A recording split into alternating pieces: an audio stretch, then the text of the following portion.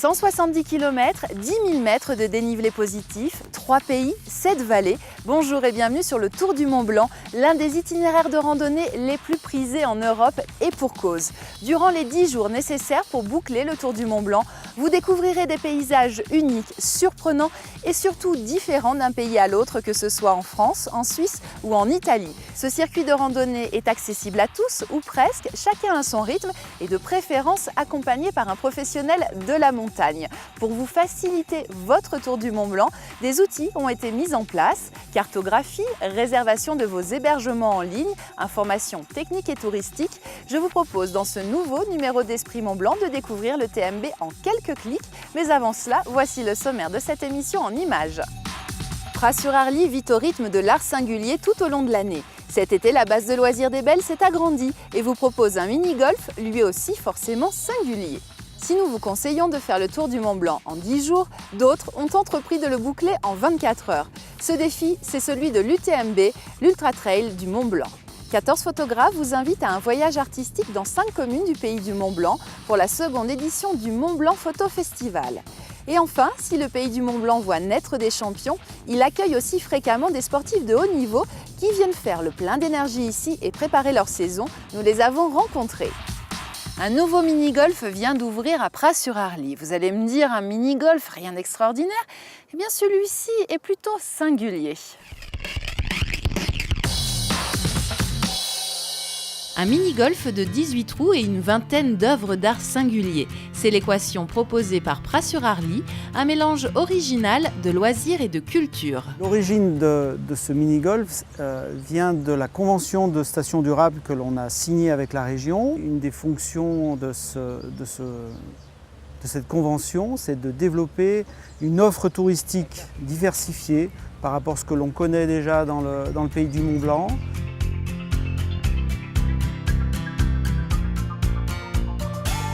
Ce mini-golf a de particulier qu'il associe effectivement le jeu que l'on connaît dans le mini-golf classique avec une conception paysagère du mini-golf, donc il est complètement intégré. Le cadre est très sympathique, moitié dans la forêt, comme ça, dans la nature, c'est très bien.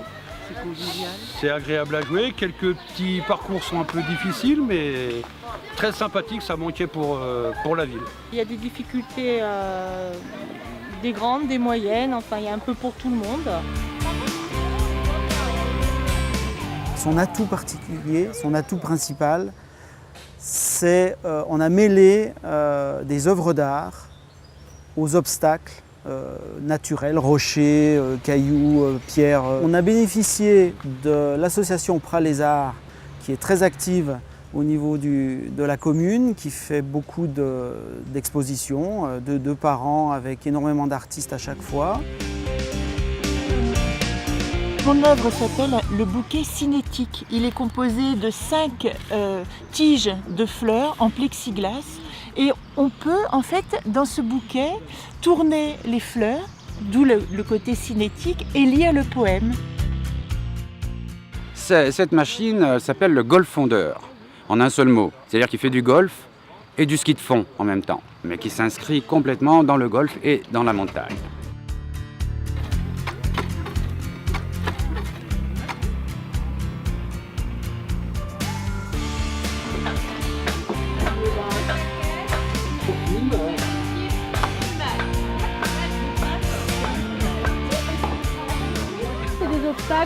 Comme la vache là-bas, comme il y en a eu d'autres aussi, je ne sais plus ce qu'on a fait, il y a un totem, il y a différentes choses. C'est un mini-golf particulier. De par sa conception, les matériaux utilisés, l'intégration dans le paysage, et du fait que l'on ait mêlé l'art et le jeu, qu'on ait ouvert et qu'on présente des œuvres d'art particulières au public, les gens ne vont pas venir uniquement s'amuser, ils vont aussi pouvoir découvrir des œuvres d'art. Oula! Les œuvres d'art sont très originales et très agréables. Ça permet de découvrir de nouveaux sculpteurs qu'on n'irait pas voir forcément dans des expositions où on les a à demeure. C'est important que les enfants puissent être sensibilisés pour leur ouvrir l'esprit, avoir envie de voir de nouvelles choses et de découvrir des artistes aussi. Nous sommes en compagnie d'Éric Thiollière. Bonjour Éric. Bonjour. Vous êtes le référent côté français du projet Autour du Mont Blanc. Alors qu'est-ce que c'est que ce projet? Pourquoi a-t-il été imaginé? Donc, il a été imaginé dans le cadre de l'espace Mont Blanc avec des financements européens d'Alcotra dans le cadre du plan intégré transfrontalier. Et donc le but principal est de revaloriser la randonnée pédestre en général, tout particulièrement au pays du Mont Blanc, en prenant comme exemple le Tour du Mont Blanc lui-même, cet itinéraire emblématique au travers des 3 pays, France, Italie et Suisse. Alors Autour du Mont Blanc, c'est un projet, c'est aussi et surtout un site internet, un site portail. Que retrouve-t-on sur ce site? On retrouve un maximum d'informations que pour l'instant les internautes devaient chercher par différents moyens, et c'était souvent des sites commerciaux. Alors que là, donc, il peut trouver des informations sur les refuges, une cartographie communiquée par un blog sur les dernières conditions des sentiers, et puis également beaucoup d'informations sur la géologie, sur l'histoire, sur tout le pays du Mont Blanc. Et donc c'est le site bien Autour préparer du Mont ses Blanc. voyages. Voilà. Exactement. Alors, Autour du Mont Blanc, on va trouver un lien avec la réservation des hébergements en ligne. On en parlera en détail un petit peu plus tard tout à l'heure. Et puis, on va trouver aussi un site cartographique. À qui s'adresse-t-il? Qu'est-ce que vous avez souhaité faire avec ce site? Alors, le site cartographique a une importance particulière, c'est donc le seul et unique moyen pour l'instant qui couvre l'ensemble de l'espace sur les 3 pays avec une cartographie unique et non pas sur 3 systèmes différents. On va retrouver beaucoup d'informations utiles. Oui, alors on retrouve bien évidemment le Tour du Mont Blanc, plus donc tous les sentiers à thème, plus également un itinéraire que vous pouvez créer vous-même, aussi bien sur la randonnée à la limite que sur le VTT ou sur la raquette en hiver. Alors, vous qui êtes accompagnateur en montagne, puisque c'est votre autre casquette, Oui, vous savez que c'est des informations plus qu'utiles pour faire ce Tour du Mont Blanc, pas seulement, mais en l'occurrence aujourd'hui on parle du Tour du Mont Blanc. C'est quoi ce Tour du Mont Blanc? C'est 170 km, c'est ça, on passe dans 3 pays, c'est quand même un itinéraire absolument magnifique. C'est tout à fait magnifique et c'est pour ça que je pense qu'il a tant de succès, parce que c'est un itinéraire varié qui est ouvert à tout le monde. Grâce à donc un nombre de jours qui peut varier et à un terrain qui s'ouvre à tout le monde, de la famille aux gens beaucoup plus expérimentés. Et il faut quand même un minimum d'entraînement, bien évidemment, mais c'est vraiment un itinéraire qui est une porte d'entrée fantastique à la randonnée itinérante. Et c'est vraiment là que les gens prennent le goût à revenir en montagne et à faire peut-être d'autres choses après. Alors, itinérant justement, on met en général quoi, 10 jours pour faire le Tour du Mont Blanc? C'est à peu près la moyenne? Voilà, alors 10 jours, c'est déjà un Tour du Mont Blanc qui est bien complet, bien rempli. Souvent, les gens n'arrivent pas à se libérer de tout ce temps-là. Donc, on peut le faire effectivement en une semaine, en 7-8 jours. On peut utiliser les transports publics un petit peu, et du coup ça permet donc de faire le Tour du Mont Blanc dans son intégralité, mais de manière un petit peu plus light. courte. Voilà, et puis du coup, il ne faut pas en avoir peur, il y a plein de moyens d'aborder ce Tour du Mont Blanc à son rythme. Absolument pas en avoir peur, parce que donc il est vraiment ouvert à tout le monde, et les paysages sont fantastiques, et le fait de passer dans 3 pays différents offre des cultures, des arts culinaires complètement différents, et donc ça, il faut savoir en profiter. Oui. C'est un itinéraire qui vous plaît, j'ai l'impression. Ah oui, ça fait déjà quelques années que je le fais, donc voilà, maintenant il faut venir avec, et puis aller le parcourir. Oui, parce que c'est l'autre information importante, c'est bien de partir avec quelqu'un pour plein de raisons, puis aussi parce qu'on découvre encore mieux ce territoire. Merci beaucoup Éric pour toutes ces informations. Alors, vous l'avez dit, il faut à peu près 10 jours, 7 jours. Moi, on m'a dit qu'on pouvait le faire en 24 heures aussi, a priori. En 24 heures, voire même moins, puisque maintenant les plus rapides sont juste en dessous de la barre des 21 heures. Oui. Voilà, alors les plus rapides, ils ont quand même un petit peu d'entraînement, puisque ce sont les coureurs, ceux qui arrivent en premier, de l'Ultra Trail du Mont Blanc. Ils ont une grosse préparation physique derrière eux, mais vous pouvez le faire vous aussi avec un petit peu de préparation. Je vous propose de voir à quoi ça ressemble.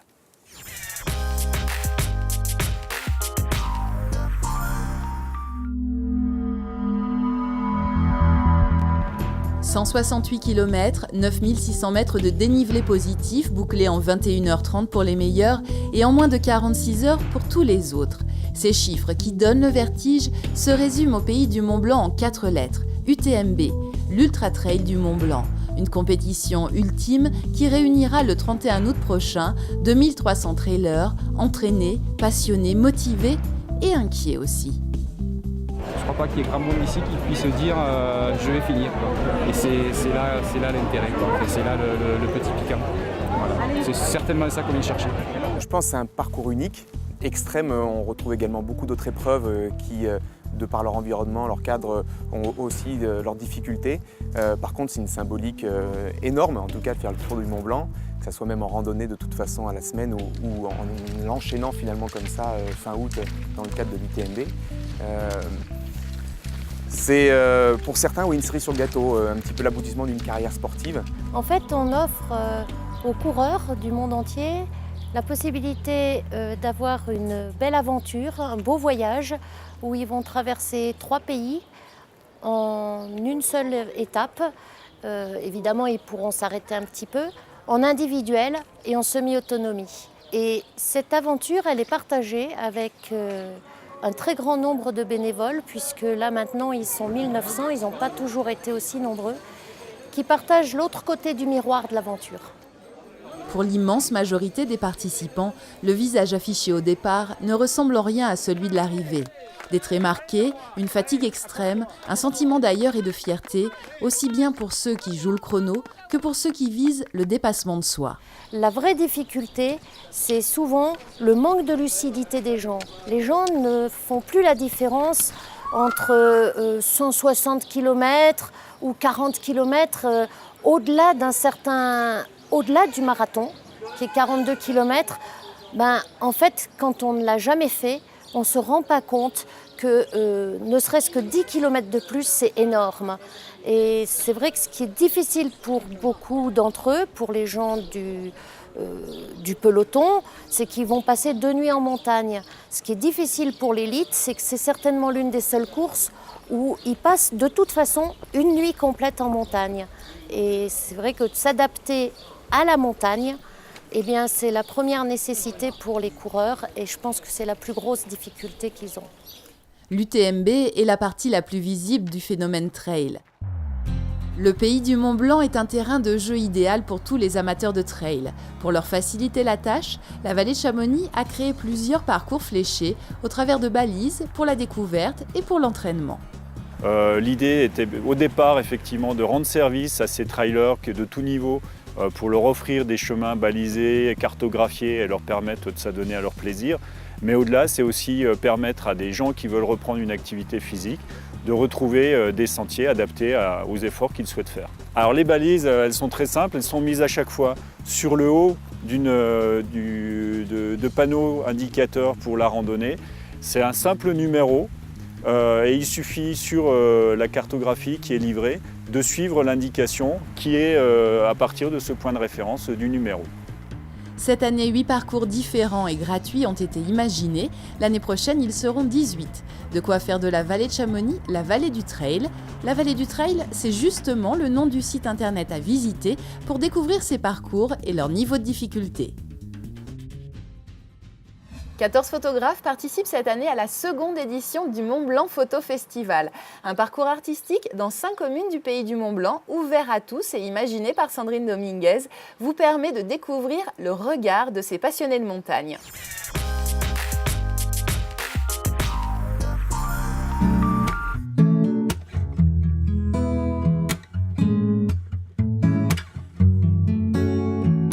Je trouve que la montagne, elle est toujours belle. On ne peut pas dire ah, c'est comme ça ou c'est comme ça, c'est beau quoi. C'est imposant, c'est vertigineux parfois, c'est vert souvent, parfois c'est blanc, mais c'est souvent beau. Il y a une espèce d'harmonie. Donc c'était ça que j'avais envie de raconter comme histoire et qu'on regarde effectivement cette harmonie du monde offerte à tous comme une œuvre d'art. 14 photographes participent cette année à la 2e édition du Mont Blanc Photo Festival. 14 artistes, mais surtout 14 regards authentiques et particuliers sur une montagne qui ne se laisse jamais photographier sous le même angle. Je pense que beaucoup de photographes, au début, on commence, on aime la montagne, on y va. Après, on ne sait plus si on va en montagne pour faire des photos, ou si on fait des photos pour aller en montagne. C'est un peu un mélange de tout ça. Et je pense que ouais, y a quelque chose de très passionnel et de fusionnel avec ce milieu. Ouais, c'est comme la mer, c'est vraiment un milieu fort. Jeune talent ou photographe confirmé, chaque artiste vous propose une montagne tour à tour minérale, sauvage, sportive, douce, mais aussi inaccessible et exigeante, à l'image des clichés de Pascal Tournaire qui nous transporte dans l'univers de l'alpinisme. C'était un choix. Hein. Bon, j'ai des jolies photos de paysages, de petites fleurs, j'aime ça aussi, hein. Je ne suis pas fondu totalement. J'aime bien contrôler mon appréhension, hein. C'est un des sels de l'alpinisme. On a tous peur, celui qui n'a pas peur, il va se tuer très vite. Donc c'est important d'avoir peur, mais de se contrôler. Donc pour ça, il y a une technique, etc. Déjà pour l'alpinisme, et en plus pour la photo d'alpinisme, on est dépendant du savoir de ses amis souvent bien plus compétents que soi-même en matière d'alpinisme, de manipulation, de corps, de sécurisation. Et mon rôle de photographe, justement, là, ça va être de me détacher du milieu, de prendre du recul suffisamment, de respirer très, très, très fort pour bien cadrer et aller rendre compte des sentiments que véhicule cette action de grimper.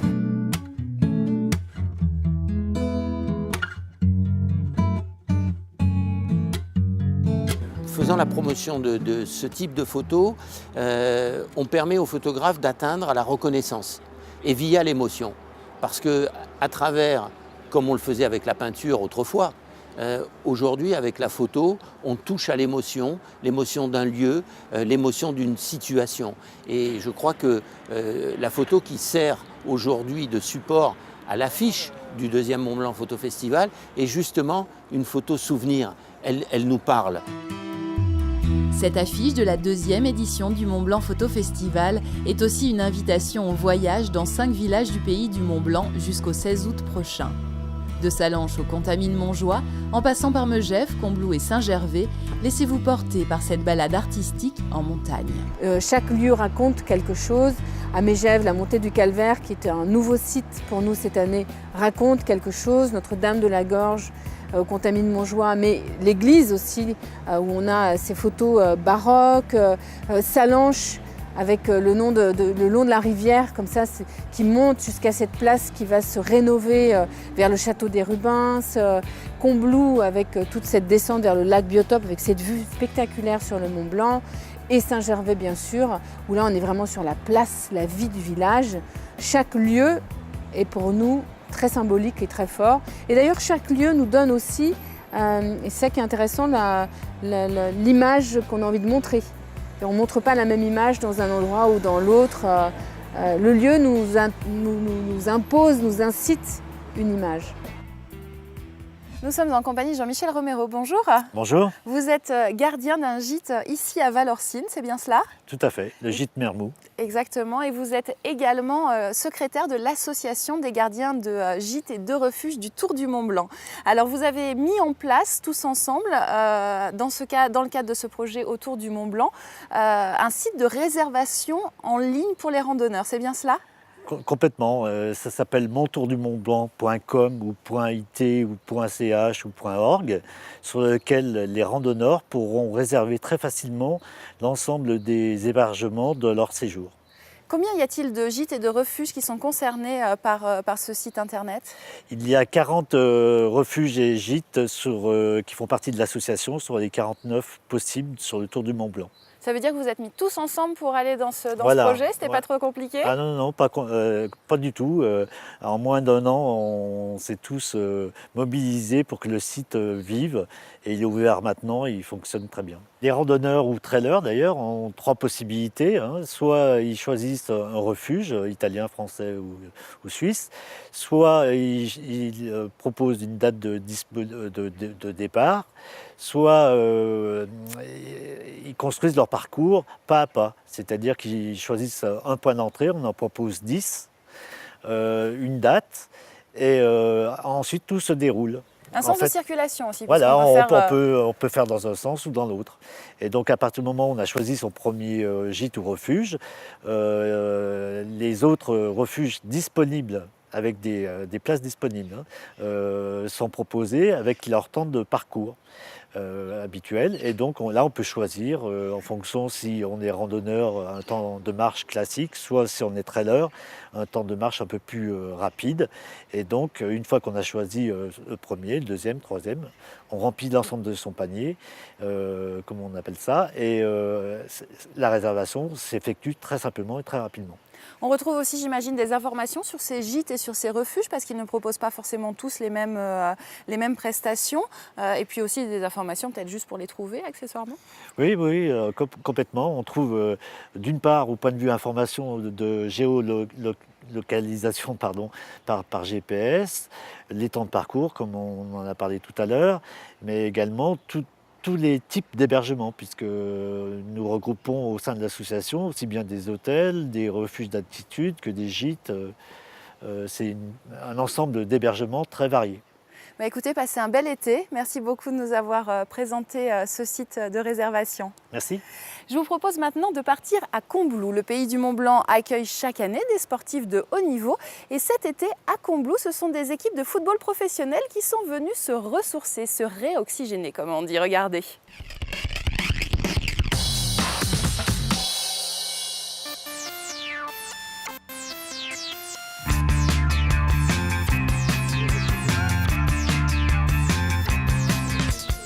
Fraîchement promue en Ligue 2, l'équipe de Nîmes Olympique a bien l'intention de mettre toutes les chances de son côté. La saison qui démarre dans quelques semaines s'annonce ardue. Le stage d'oxygénation reste incontournable pour leur préparation physique et mentale. Et si l'équipe du sud de la France a choisi Combloux, en plein cœur du pays du Mont-Blanc, ce n'est pas par hasard. C'est vrai que la montagne c'est bien parce qu'il fait un peu plus frais, surtout que chez nous à Nîmes. Donc voilà, c'est bien et puis c'est surtout bien de couper avec notre environnement habituel et comme ça quand on arrive à Nîmes on a un petit peu comme un renouveau, une envie supplémentaire on va dire. C'est très bon aussi parce que ça permet de rassembler un groupe, de mieux se connaître et puis de travailler et de souffrir ensemble pendant 8 jours. On pense aussi que Evian a réussi de belles choses ici, alors donc pourquoi pas Nîmes ? Une mise au vert à 1000 mètres d'altitude, mais pas à n'importe quelle condition. Les équipes professionnelles ont un cahier des charges assez précis. Deux choses qui sont très importantes. La qualité du terrain, parce que si on fait autant de kilomètres, c'est pour trouver des conditions d'entraînement de bonne qualité. Et puis après le logement. Donc les joueurs font 3 entraînements par jour, donc ils ont besoin de bien se reposer. De bien manger aussi parce qu'il laisse des forces. Donc c'est un petit peu les choses que l'on demande quand on choisit un site. C'est quand même des installations qui sont quand même haut de gamme. C'est vraiment bien. On a l'hôtel qui est super. On a l'installation ici. Le stade au niveau de la pelouse c'est très bien aussi. Donc c'est des conditions idéales pour bien se préparer. Le stade de Combloux, qui correspond aux attentes, est soigneusement préparé. Sur cette pelouse, de grandes équipes se sont déjà succédées, une fierté pour la commune et les passionnés de ballon rond. C'est quand même intéressant, dans un petit club comme nous de montagne, il y a des grosses équipes comme ça qui viennent, c'est quand même intéressant. Vous regardez les entraînements ? Un petit peu, oui. Un petit peu, puis on prend note un petit peu, on regarde. C'est vrai, c'est toujours intéressant de voir comment ils s'entraînent. Là, c'est quand même important, oui. Nîmes Olympique a élu domicile dans cet établissement situé à Megève. Là aussi, on respecte scrupuleusement les demandes des professionnels. Les chambres se transforment en salle de soins. Quant au repas, ils sont préparés en concertation avec l'équipe technique. Ouvrir ses portes et faire apprécier le pays du Mont-Blanc, une démarche pleine de sens pour le directeur de l'établissement. Nous avons un terrain de jeu exceptionnel qui se prête très bien à ce type de produit et donc il serait dommage de ne pas le développer, de ne pas le mettre en valeur, surtout sur des périodes estivales où nous savons que nous ne sommes pas légitimes en termes touristiques, que la mer sera toujours plus prisée pendant les périodes de juillet et août. Par contre, voilà, sur ce type de produit, sur ce type de marché sportif, nous savons par contre que nous avons des avantages indéniables en termes de qualité d'accueil, d'espace de vie. Ça donne une certaine dynamique à nos stations et à la région, sachant que toute cette clientèle-là qui vient dans le cadre de stages sportifs est amenée à venir aussi passer quelques jours de vacances pendant l'hiver, donc c'est une boucle à ne pas négliger. Après Nîmes, ce sera au tour de l'équipe d'Evian Thonon-Gaillard de venir prendre des forces à Combloux et Megève. Mais le pays du Mont-Blanc n'attire pas que des footballeurs, cyclistes, nageurs ou encore skieurs profitent des infrastructures telles que le Palais des Sports de Megève ou encore le centre sportif du Fayet. Parce qu'il n'y a pas que la randonnée à pratiquer au Pays du Mont-Blanc, voici l'agenda pour les semaines à venir. Pras-sur-Arly à l'heure du Moyen-Âge, les 4 et 5 août prochains. Une invitation en forme de voyage dans le temps et à la manière des visiteurs au Pays du Mont-Blanc pour les médiévales du Pras. Musique et décors de rêve pour le festival des Becs à Fleux à Combloux, une scène unique et une ambiance garantie au plan d'eau biotope du 4 au 6 août prochain. Quand l'opéra joue sur l'humour, cette année, redécouvrez La Diva et le Toréador dans une nouvelle version avec les soirées ciné-concerts du festival Musique Altitude du 8 au 12 août à Chamonix. Megève à l'heure de l'électro-jazz avec le festival du même nom les 10 et 11 août prochains. La musique sera partout chez elle, dans les bars, les restaurants, mais aussi dans les rues et donc dans vos oreilles. 3 pays et un sommet mythique, le Mont Blanc. 2300 participants vont s'élancer pour l'édition 2012 du North Face Ultra Trail du Mont Blanc. Une compétition et une aventure unique à cheval sur la France, l'Italie et la Suisse à partir du 27 août à Chamonix. Et enfin, ne manquez pas au mois d'août les différentes fêtes des guides organisées aux 4 coins du Pays du Mont Blanc. Retrouvez plus d'infos et de rendez-vous sur le www.pays-du-mont-blanc.com. C'est la fin de cette émission consacrée aux outils mis en place pour vous autour du Pays du Mont-Blanc. N'hésitez pas à vous connecter sur le site internet qui s'affiche à l'écran.